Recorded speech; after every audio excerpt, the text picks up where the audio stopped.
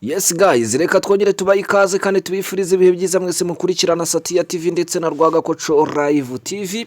Abari mu majyepfo, amajyaruguru, iburasirazuba n'iburengerazuba, ntimucikwe rero mutera agatebe kugira ngo dukurikirane amakuru akomeje kugenda avugwa haba mu Rwanda ndetse no hanze yarwo. Turahera kuri iyi nkuru y'akababaro y'umugabo rero witwa Lambert Gatare, wari umunyamakuru ukomeye cyane hano mu gihugu cy'u Rwanda. Kuri uyu munsi nibwo byamenyekanye ko rwose yitabye Imana. Turaza kugaruka rero ku mateka yese yari muntu ki.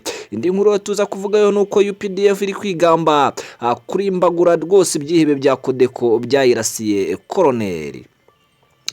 M23 ntigihuye n'impuguke za Loni ni mu gihe byateganywaga rwose kuba bashobora guhura hariya muri DRC. Ni mu gihe Ubuholandi bugiye gukuba gatatu rero umubare w'abagize igisirikare cyabwo. Nanone inyigisho ya General Muhozi Kainerugaba kuri ba ofisiye ba RDF. M23 yafashe mu birero itarwanye. Ni mu gihe Ukraine iri gutegura amatora ya perezida wa Repubulika. Ngayo nguko rero n'andi makuru menshi tugiye kugenda tugarukaho muri aka kanya. Namibia yarahije perezida wa mbere w'umugore. Ni mu gihe George Foreman yitabye Imana. Intumwa za AFC M23 rero zateye umugonga ngo raziteguye kujya muri Qatar guhura n'ubutegetsi bwa Repubulika ya Demokarasi ya Kongo. Ni mu gihe nanone bari kuvuga yuko rwose hano mu makuru agiye atandukanye yuko M23 ishobora kuba rwose yikuye mu mujyi wa wari igasubira inyuma icyo bita retreat cyangwa se turi position. Reka duhere kuri inkuru ya Lambert Gatare. ese yari muntu ki? N'umugabo wavuzwe cyane uzwi hano mu mupira w'amaguru hano mu Rwanda. Yari muntu ki? Inkuru rero yanditswe ku itariki 22 z'ukwa gatatu 2025. Umunyamakuru Lambert Gatare wakoreye ibitangazamakuru bitandukanye mu Rwanda yitabye Imana. Inkuru y'urupfu rwa Gatare yamenyekanye mu gitondo cyo kuri uyu wa gatandatu tariki ya 22 Werurwe 2025. Akaba yazize uburwayi. Lambert Gatare yamenyekanye cyane akora kuri Radio Rwanda aho yabaye intumwa y'iki gitangazamakuru yarusha muri Tanzania ahaberaga imanza z'urukiko mpuzamahanga mpanabyaha rwari rwarashyiriweho u Rwanda. Nyuma yo kuva Yarusha yakomereje mu biganiro by'imikino aho yigaruriye imitima ya benshi kubera ubuhanga budasanzwe yari afite mu kogeza umupira w'amaguru. Kuri Radio Rwanda rero kandi Lambert Gatare usibye gukora muri siporo yanakoraga no mu ishami rya amakuru. Iyi radio y'igihugu yayivuyeho muri 2011 yerekeza ku Isango Star yabereye n'umuyobozi. Gatare kandi kuva muri 2020 yari umwanditsi mukuru w'ikinyamakuru Rushyashya, akaba yari yarasimbuye kuri izo nshingano Burasa John wagishinze. Ngayo nguko uyu nguyu ni Lambert Gatare. Dukomereza n'ubundi no kuyandi makuru akomeje kugenda avugwa hirya no hino yaba hano mu Rwanda ndetse no mu baturanyi hirya no hino. Bihagaze bite rero?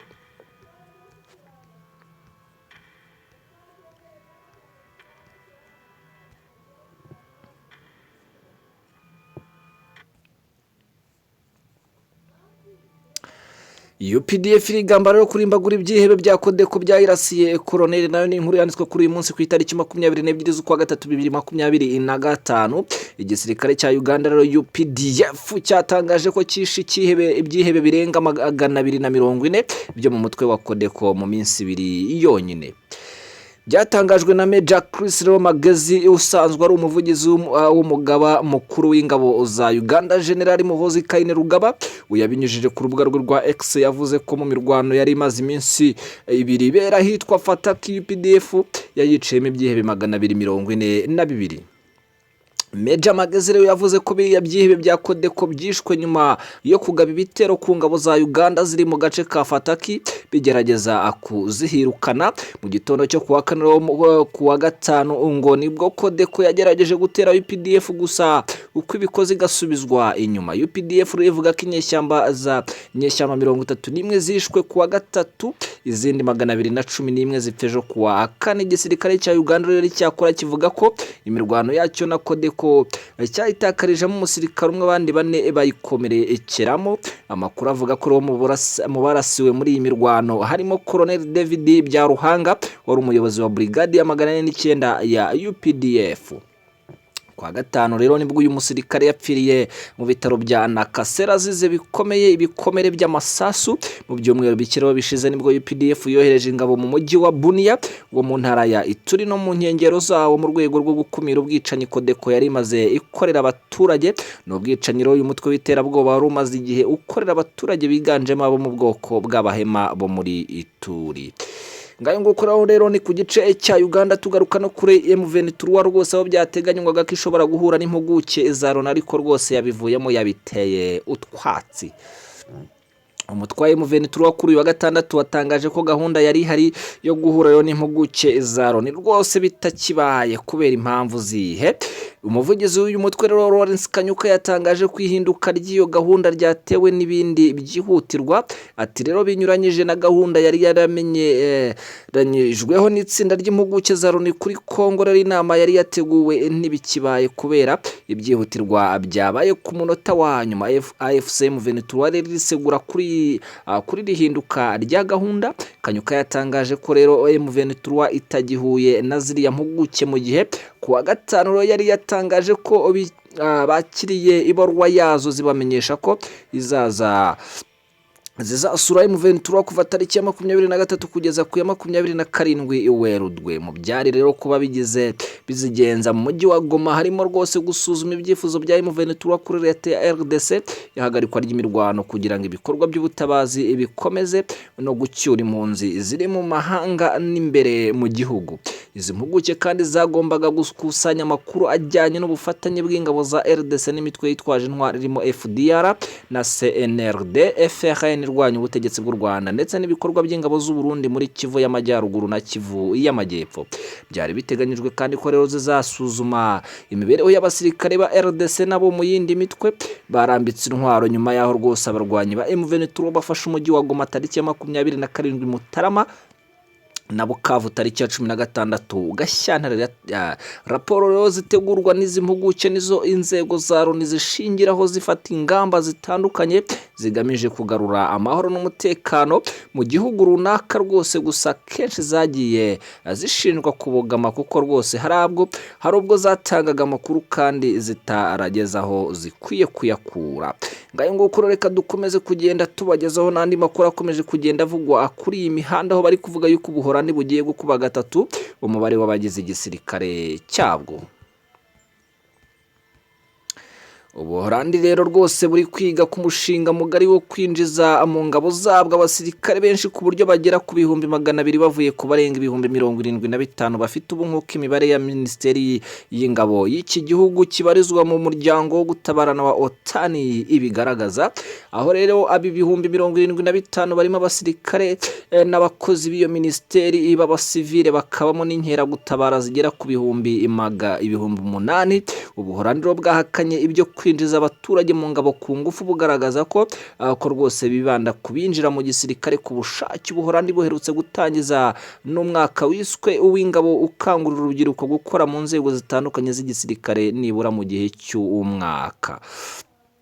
Kugira rero ibijyanye no kwinjira mu ngabo itegeko byaretse gukurikizwa mu 1997. Abaturage ntibagihatirwa kujya mu ngabo keretse iyo bibaye ngombwa hari ibibazo bibangamiye umutekano w'igihugu. Icyakora abahanga mu bijyanye n'igisirikare bagaragaza ko kwinjira mu ngabo ku bushake bidahagije ngo Ubuholandi bugere kuri iyo ntego bihaye.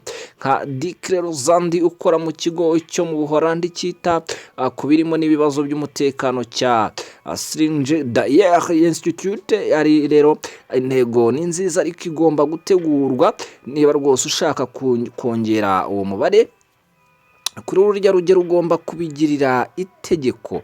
Icyo rero kongera ingabo mu Buholandi bije nyuma y'umwuka mubi wari uri hagati yabo n'ubwo irengerazuba bw'isi n'Uburusiya ku ntambara ya Ukraine. Donald Trump aherutse gusaba ko rwose abo mu Burayi gufata inshingano zo guteza imbere ingabo z'ibihugu bigize EU aho guhora batekereza ko Amerika izajya ihora ari umurinzi wabo. Ngayo nguko Perezida Donald Trump nawe ni mutaripfana kubwizo ukuri akakubwiriraho igihari cyose nicyo akubwira. aha rero General Muhoozi Kainerugaba rwose umugabo w'ingabo za Uganda yaje hano yasuye RDF hano mu Rwanda, yarangajwe imbere n'umugaba mukuru w'ingabo z'u Rwanda Mubaraka Muganga. Ngayo ngukorera hano rwose yagiye gutanga inyigisho hariya mu kigo cya gisirikare. Umugaba mukuru w'ingabo za Uganda General Muhoozi Kainerugaba yasabye ingabo za Afurika guhangana n'imbogamizi zibangamira ubufatanye bwa gisirikare, abugaragaza nk'ingenzi cyane mu kubungabunga umutekano w'akarere no guteza imbere ubumwe bw'umugabane wa Afurika. Muhoozi yabivuze kuwa gatanu ubwo yari mu ishuri rikuru rya gisirikare rya Nyakinama riherereye mu karere ka Musanze, aho yatanze inyigisho kuri ba ofisiye baryigamo. Uyu general rero uri mu ruzinduko mu Rwanda kuva kuwa kane w'iki cyumweru yagarutse ku mbogamizi zirimo amakimbirane y'akarere n'amikoro make, azigaragaza nk'izikibangamiye ubufatanye bwa gisirikare. General Muhoozi yabwiye ba ofisiye ko bakwiye kugira intekerezo nini zinarenze urwego rw'ibihugu byabo, ndetse rwose bagashyira imbere inzego zirimo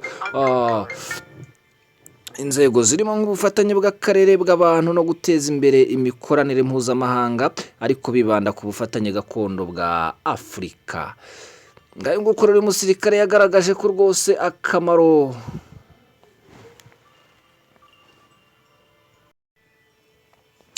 uyu musirikare yagaragaje ko akamaro k'ubufatanye no gukorera hamwe mu buryo bwuzuzanya, ashimangira ko bifasha kugabanya amakimbirane no kuzamura iterambere ry'ubukungu binyuze mu kugabanya amafaranga akoreshwa mu gisirikare. Umugaba w'ingabo rero mukuru w'ingabo za Uganda by'umwihariko yashimye imikoranire n'ingabo za Uganda n'iz'u Rwanda, avuga ko gukorera hamwe bitanga umusaruro mwiza kuko rwose buri gihugu gitanga imbaraga n'ubushobozi bwihariye. Yashimye rero by'umwihariko ko kuba rwose mu ishuri rya Nyakinama hari ofisiye baje guhiga baturuka mu bihugu bitandukanye bya Afurika, byerekana ko hari amahirwe ahari yuko rwose abanyafurika aribo bakwiye gukemura ibibazo byabo. General Muhoozi yasabye rero bariya basirikare biganjemo ba ofisiye ba RDF guhindura imyumvire, bakirinda ihangana nk'ibihugu rero bya Afurika bihora byumva ko rwose bigomba gutsindana, ahubwo bagaharanira ubufatanye no guteza imbere ubumwe bw'ibihugu. Uyu general rero yashimye ko Perezida Paul Kagame na Yoweri Kaguta Museveni ashimangira ko imiyoborere yabo ariyo rwose yagize uruhare mu mubano mwiza uri hagati ya UPDF na RDF. General Muhoozi Nyakinama yaraherekejwe na mugenzi we rwose wo mu ngabo z'u Rwanda General Mubaraka Muganga. Tubabwira rero ngo Nyagasana akomeze kubahaza ibyiza kandi no kubishimira muri byose mushaka. Ciao ciao, weekend nziza.